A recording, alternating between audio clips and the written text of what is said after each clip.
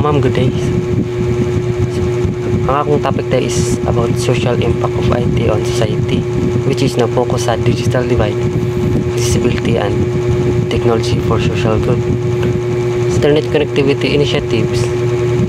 Sa example is ang Facebook nga nagpalapad sa internet sa access sa lugar, labi na sa diri sa atong Pilipinas nga mao ginagamit gyud ang Facebook. Sa ka proyekto ang ilang gigamit is ang connectivity lab nga nagtrabaho sa Aquila, usa ka solar powered na drone nga naghatag og internet sa remote sa lugar. Kini nga initiatives nagtabang nga mabawasan ang digital divide o matag ang opportunity sa mga tao o education o trabaho.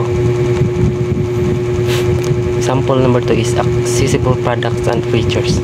Same sa Apple o Microsoft nga kampanya, may mga accessible ilang mga product para mga tao nga doing kanang mga disabled person. Nasa sila mga features nga sama sa screen readers, voice commands o adaptive keyboards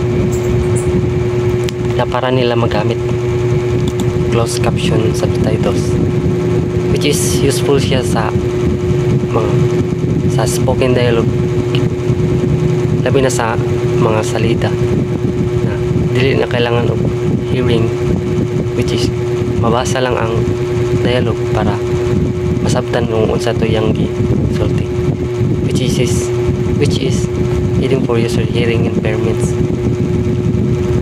Example number 3 is Tech for Education.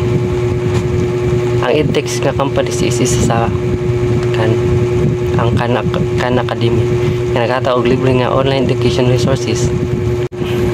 Isa sa example sa na useful kay sa amo as an IT student is ang W3 School, which is important kayo kay na ang resources na programming like Python, Java, other programming language nga magamit sa among pagbuhat og system sila sa pagtabok og digital divide kay naghatag kini og access sa kalidad sa edukasyon para sa mga estudyante.